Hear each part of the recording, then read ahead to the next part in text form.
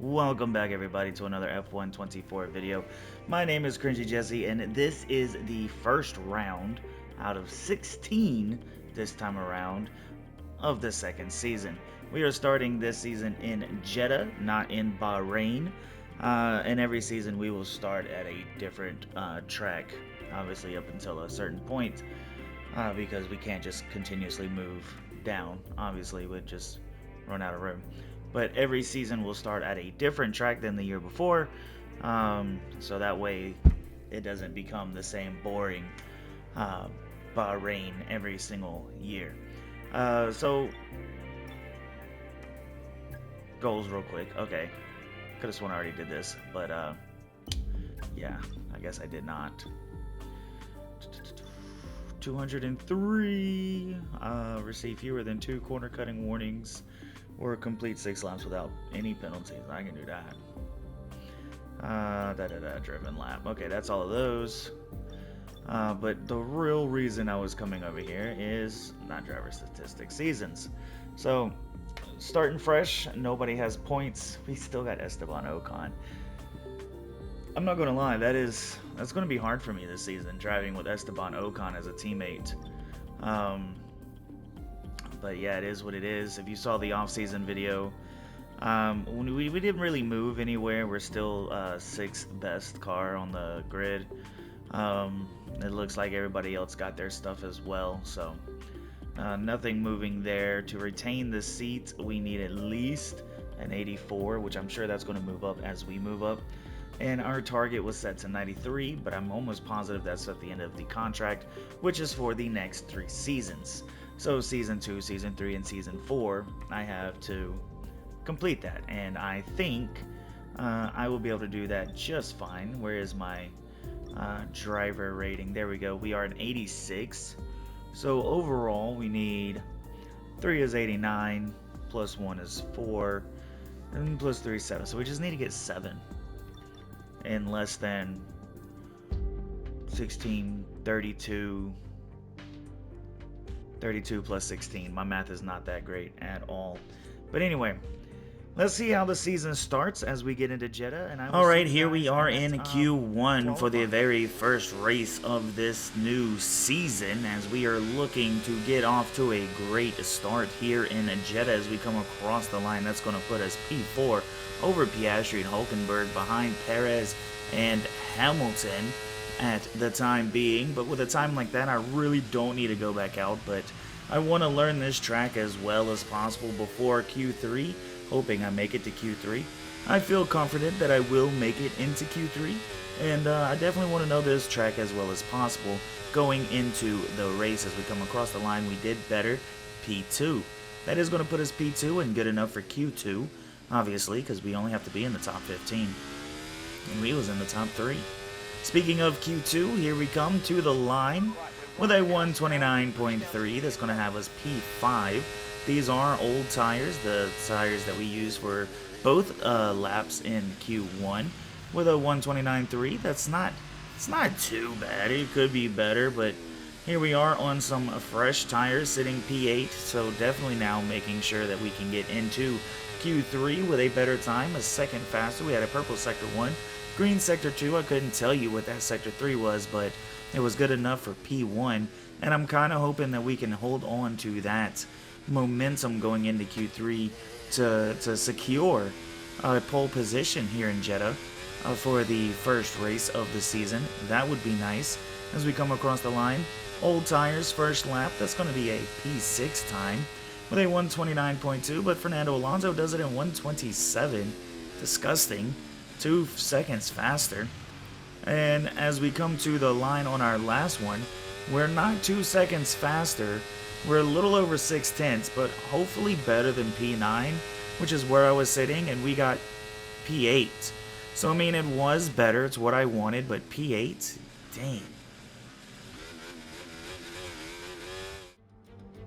Off the back of a fantastic qualifying session, it's time to see how our starting grid looks like for today's race. An immense lap from Fernando Alonso yesterday puts him on pole position, with Charles Leclerc alongside.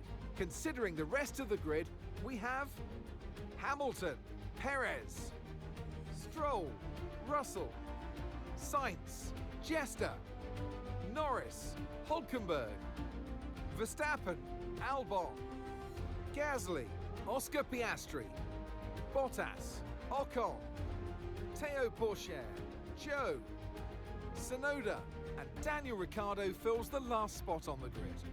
Now it's almost time for lights out, so let's go down to the track. Here we are, it is time to race. The 5 red lights are on, the 5 red lights are gone, and away we go here in Jeddah to start off round 1. I actually get a decent start off, but so does George Russell in a group in front of me, kind of, except for Stroll. I was a little hesitant because I didn't really want to wreck into anybody, so I hit the brakes a little early. So now me and Stroll are kind of like side by side, and I don't realize it until about right here when I go to give him some room. I go wide just a little bit. That's going to let him go to the other side. If you saw the switchback in the mirrors, he's still right there beside me, but about right here is where I close that window.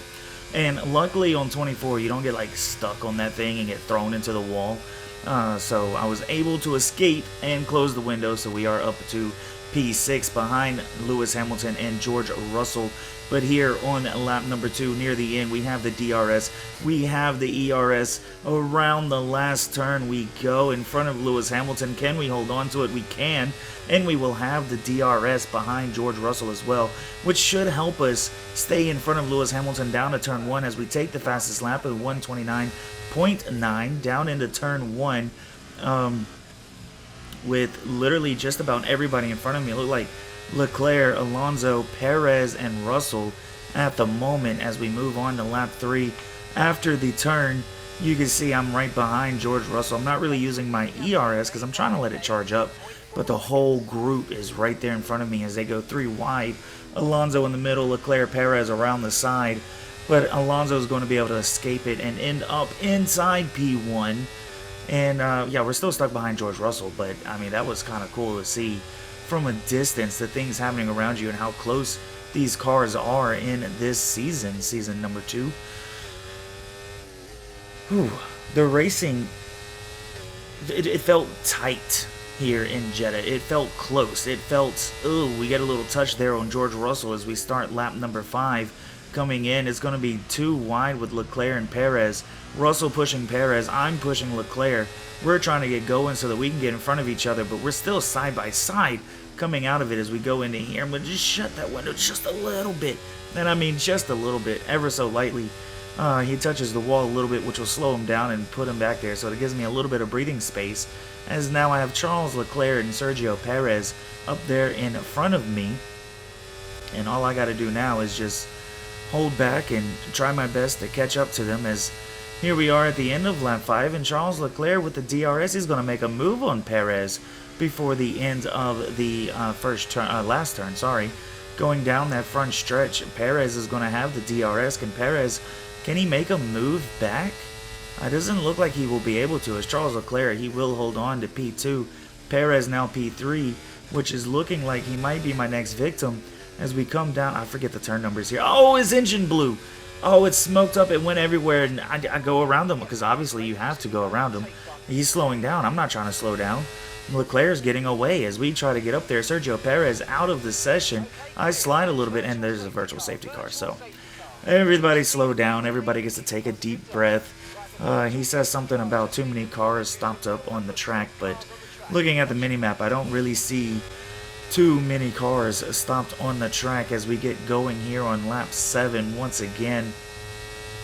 I've got the DRS, I've got the ERS, I'm looking for the outside down into turn 1. Ooh, a little bit of a slide, which is going to close that window. I don't know if he touched the wall there or not, but Ocon is in the pit lanes. Did that have something to do with Perez being out? Because I haven't heard anything about a pit stop yet.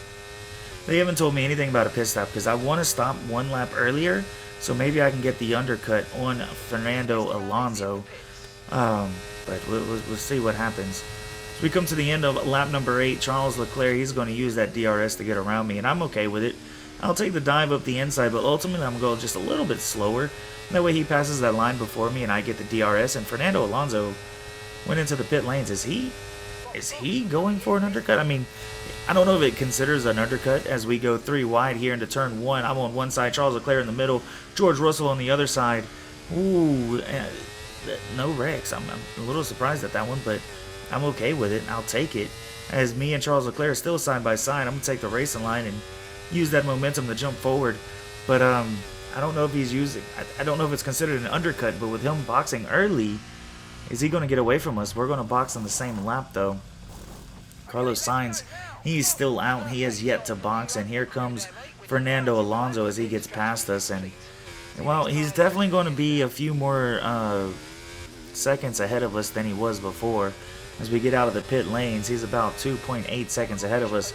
And we're coming down to the last turn once again. Charles Leclerc, however, he is going to take the outside route once again, and he's going to get back in front of me. And now I'm starting to think a little ahead. If I'm going to stay here, which is going to be ultimately P3, as soon as we get past Sainz here, do I let Leclerc stay in front of me so I can use that ERS-DRS combo right before the end of the race?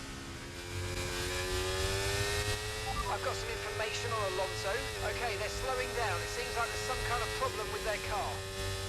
So he says he's slowing down. He's 2.5 seconds ahead of me at the moment. And if that is the case, because I remember back in like 23, they would say stuff like that, and then they would still like gain.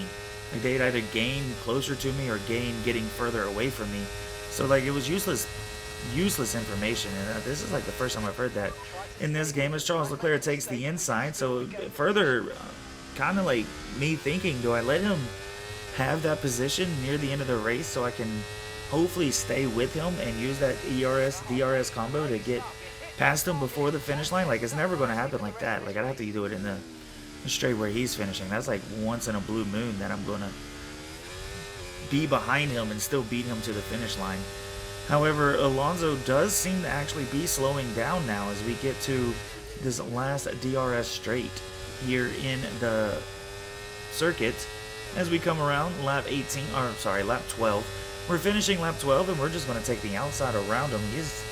He's definitely going slow, and I'm hoping that I can get in front of him and he can slow down Leclerc and George Russell, because he is now going to have the DRS on me.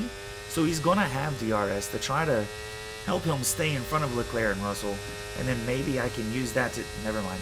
Charles Leclerc is already in front of Alonso, so there goes that plan. But coming out of the chicane, Leclerc is a good 0.8 behind me, so maybe... Not really. He's already like right there beside me on the inside by the end of the lap. He got in front of me on the inside. At least he got the line first, so I have the DRS going down the straight. And like I was saying, like I'm not going to beat him to the line every time. You see it there. He beat me to the line. However, I will beat him to the turn. So P1 is still mine for now, but it's like, ugh. Do I risk letting him hold on to P1 so I can have that DRS coming down this straight? Exactly this straight? As once again, I don't have the DRS, but as you can see, I'm just getting... They just went around me on both sides. Russell on the right, Leclerc on the left. Russell went way slower than I wanted him to, so I'm trying to push him up there. And yeah. Anyway, DRS, ERS combos. We're going 3 wide down into turn 1, but I think I have just enough advantage to where it won't be 3 wide. And I don't know if you can hear it or not, but they definitely touched in the back, which is going to help me get away and get some breathing space. Hopefully this time for real.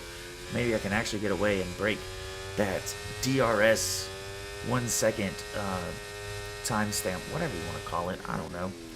But coming to the end of lap 16, it doesn't help at all, actually. Charles Leclerc, George Russell, once again, right on my tail as we go to start lap number 17. 2 more laps to go here, and Charles Leclerc is going to take P1 going down into turn 1. And now I'm just at that point where it's like, you know what? I'm actually going to let him hold on to P1. So now I'm sitting in between Charles Leclerc and George Russell behind me, thinking, I've got to keep everything straight. I've got to keep everything organized. I got to stay with Leclerc. I've got to stay in front of George Russell because I want to use that DRS-ERS combo on that last straight going down into the last turn on lap number 18. Speaking of since nothing really happened here, we are going to go ahead and stay behind him, keep up with him, stay in front of Russell, DRS, ERS combo, down into the last turn. We have P1. We're not even going to turn off the ERS as we go in. We're going to give the wall a little kiss, mwah, you know what I mean, for good luck as we go down the front straight. We're heading towards the line, and for the first race of the season, it will go to us. Oh, superb driving. That is the race win, my friend. Well done.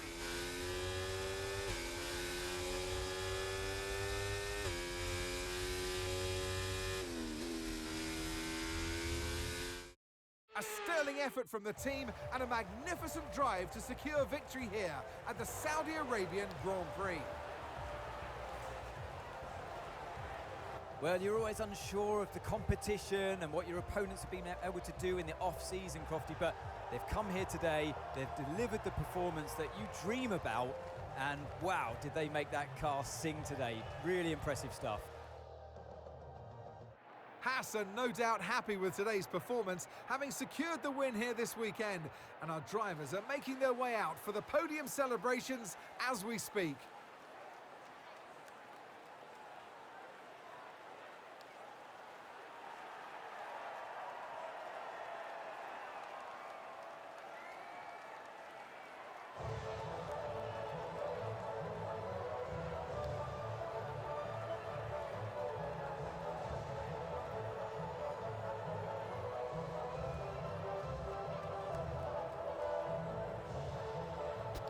Well, what an end to another fantastic weekend of racing. Thanks to everyone who joined us, and we'll see you for the next one.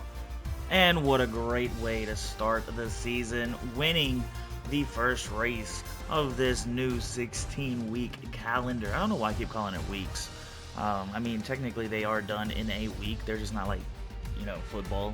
It's one every week.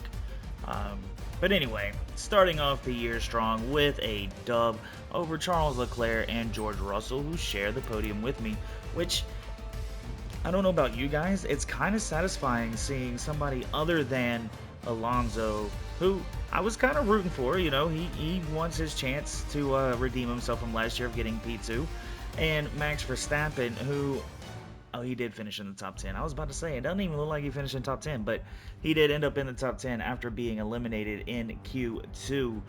Fernando Alonso will get P4, Lewis Hamilton P5, Carlos Sainz P6, Max Verstappen P7, Lance Stroll P8, Alexander Albon starting off strong with Williams P9, and Pierre Gasly P10, which I'm saying Pierre Gasly,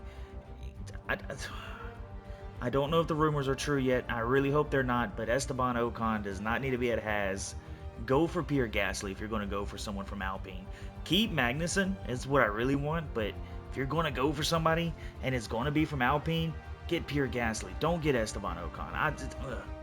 Our teammate Esteban Ocon finishes P13. He moves up 3 spots, starting in P16. Nico Hülkenberg doing what Nico Hülkenberg does best in the video games, not so much in real life, starting in P10, falling down to P14, but he did just have a year off. And last place goes to Sergio, well, actually last place goes to Daniel Ricciardo out of the finishers. Sergio Perez did not finish.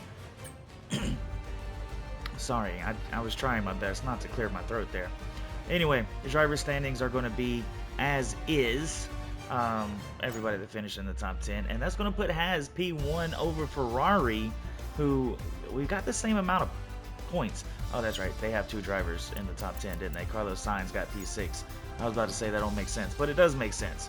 So right now your top 3 is Haas, Ferrari, and Mercedes. Aston Martin scoring points, Red Bull, Williams, and Alpine all scoring points. McLaren, Visa Cash App, RB, and Kick Sauber, the only ones who did not score a point here in the first week. Accolades, race starts. We knew this one was coming because it said 25 and the last season we only had 24 races. So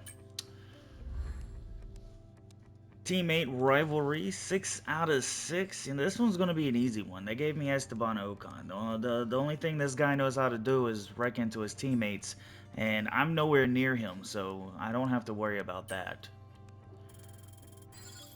Experience goes up to 76. We love to see it. Racecraft up to 84.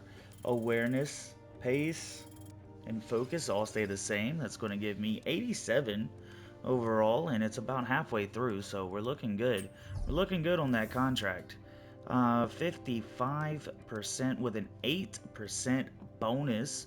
Years with team percentage and current contract percentage has gone way up. However, that academy choice is still 0%. I just don't understand that one at all. Has anybody even figured out the secret upgrades? Or is it just that secret that we don't know what it is? Specialist, manufacturing, power, strategy, and material. All done. Easy peasy.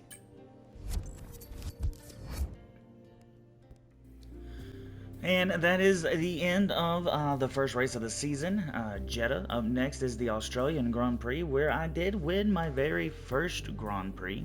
So, really excited to get back there to see if I can make it back to back.